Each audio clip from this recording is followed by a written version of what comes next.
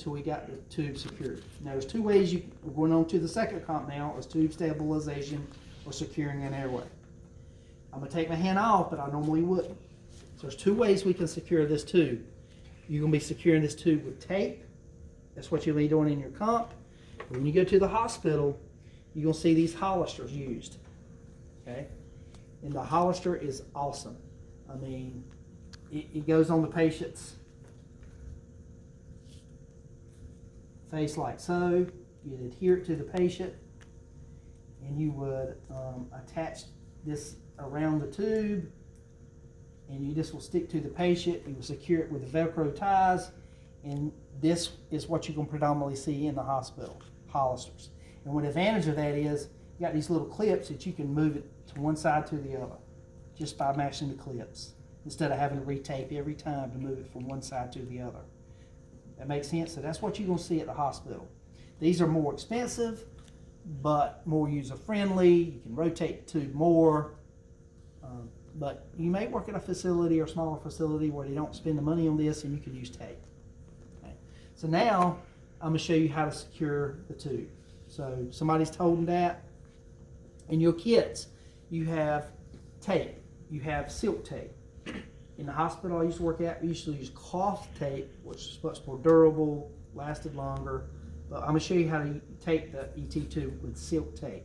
And you have a couple rolls of these in your kits. So just a little bit of information about that. Is first thing I'd like to do is pull a piece of tape out. Now, this is a stretcher bed, and it's not as wide as a traditional hospital bed like over here. But I go the width of a normal hospital bed, which is about like this. I've done it many times. Or the width of almost the tray, probably even a little longer than that. But I go the width of the bed, a little bit longer on each side of a traditional hospital bed. And then I cut that piece of tape off. And then what I'll do is either stick it on a wall or lay it on a flat surface. And if you got gloves on, it's even much more difficult. And I got the sticky side up, as you can see here. Then I get another piece of tape about 6 to 8 inches long. About that long is fine. Okay. And then I'm going to put this in the center of this sticky side down, so the sticky goes to the sticky side of this one. So I'll look here. Then I'll go right here. So I've got a piece of tape in the middle, and the purpose of that is for the neck. You don't want to put sticky stuff on the back of the neck because you can pull hair out, especially with that sticky cloth tape. Okay? So now what we're going to do is we're going to secure the airway. And Paul, can you come up here a minute? Help me. So I'm going to let you hold that tip. We're going to slide this under the, get this out of the way here. And somebody would be holding this tube, but we're going to slide it right under. Okay. Sticky side up. Okay. Now, since the tube's on this side, I'm going to put this right in the center, that little piece. I'm going to get you to hold that tight for me.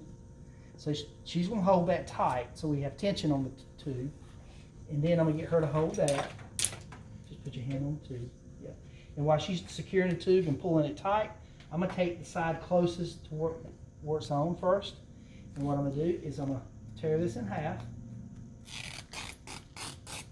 And until I get to, I'm going to tear a little bit past the corner of the mouth. So what I'm going to do first is I'm going to take this top piece first. So I'm going to put this out of the way. I'll take the tube over. And I'm going to go over the top of the lip first. Do this over the top of the lip. Okay, so I've got that done, that first piece just on the lip. Then I take the second piece, and that's going around the tube. So I look at what mark I am, 21. And I'm pressing it on the skin, get to the tube. And now I'm going to wrap around the tube tightly. Not wrap up the tube, wrap it there. If I have any excess, all I like to do is just tear that off. And then I like to tab the end. The reason we tab the end is because when we remove the tape, You get tabs there, and it's much easier to get hold of and remove it. So now I have one side taped, and now I'll take this from Paul again, and I'll split this in half. And again, I'll go a little bit past the corner of the mouth. I'm gonna take, let's do this one. I'm gonna take this one. There you go, pull that out. I'm gonna go over the top of the lip.